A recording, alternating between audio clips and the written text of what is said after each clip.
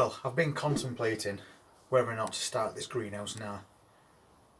And I was thinking about it last night. And to be fair,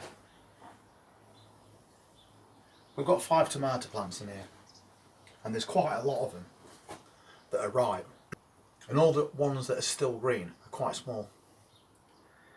So I think I'm going to make a start on this greenhouse today by stripping everything out of it. And I'll try and save what I can along the way. Like those chilli plants, I'll dig them up, pot them on and see if I can overwinter that plant, because it's been a really good plant that. So first thing I need to do is get all these tomatoes off that are ripe, and then we can move on to taking these plants up, so that we can get all these benches set up and see how many containers we're going to need. And the ones that I'm taking off here are those Gardener's Delight, lovely little salad tomatoes. When I finish taking these tomatoes off and I pull all these plants out, I'll just lay them somewhere so they're off the ground, because the ones that are still on the vine will carry on ripening. So there'll still be another harvest out of these later on. Again, that's one that we've missed, and it's got overripe and split. And make sure you take them off when they're ripe.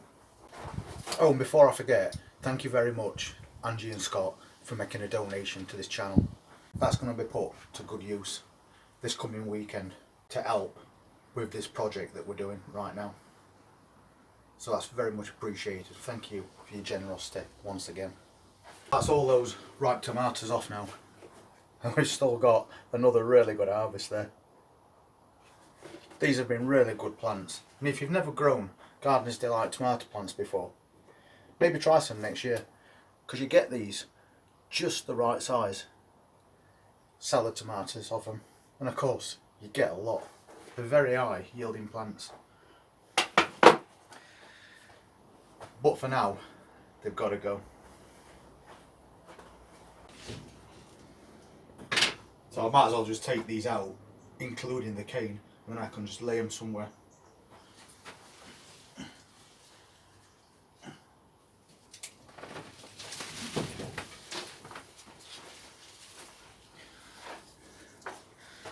In fact, because they're actually still tied to this cane, I can quite easily stand them up, and then we'll get that second harvest of tomatoes off this plant before it's completely finished.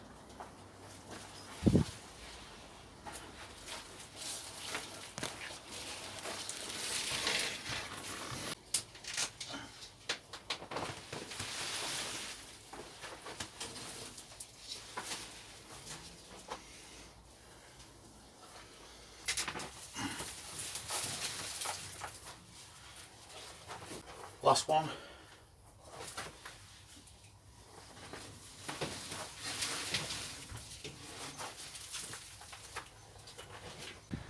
So that's basically what I'm doing. Just leaning them on this fence.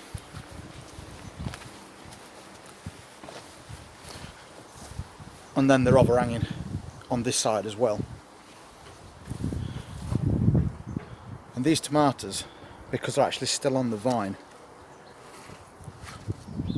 will carry on trying to ripen.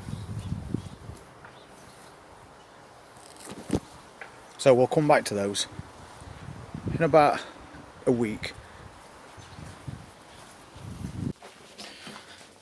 So now we've took all these plants out, you may have noticed that I've got a row of carrots all the way across back here. They're obviously going to be staying in. They're not going to cause me any problems being where they are, because I can quite easily fit a bench in. But it does look like we've got a bit of weeding to do as well before we can get these benches sorted out. I have to make sure that we clear up any of these tomatoes as well that's fallen off, because they'll rot down over winter, but next year they'll reappear as new tomato plants, and you'll end up with loads of them growing all over the place, and you don't really want that, because they'll be more susceptible to blight as well.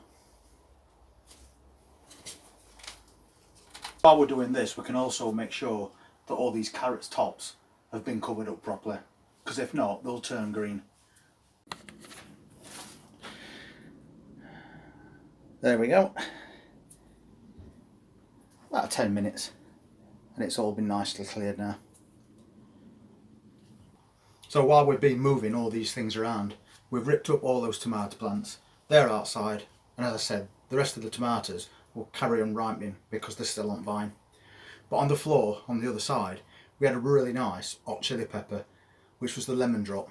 So basically, I've dug that up and repotted it, and it looks a little bit worse for wear at the moment because it's got sagging leaves. But that's transplant shock. So we've popped it in there, gave it a bit of water, and then we need to put it somewhere out at sun, and hopefully it'll recover from being dug up, and then we can overwinter it. But first, I just need to put a little cane in to get a bit of support.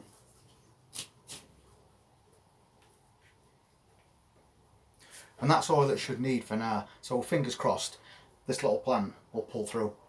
So I'm just going to go and pop it in that shelter in beer garden, and we'll see how it does over the next couple of days. So now we've made ourselves even more space.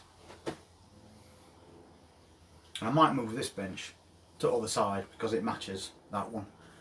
We'll have the same length benches at either side to put as containers on, and then maybe in this area I might put a pallet table so I've got something nice and sturdy to work on.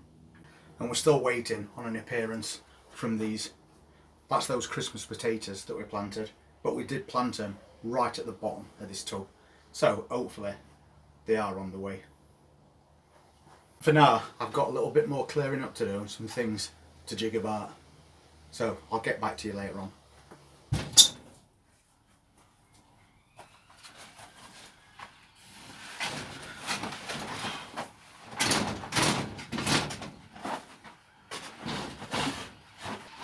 Just anyway.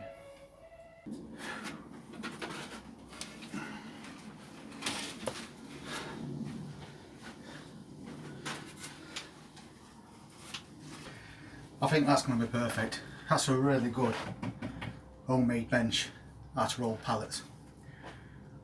Very sturdy.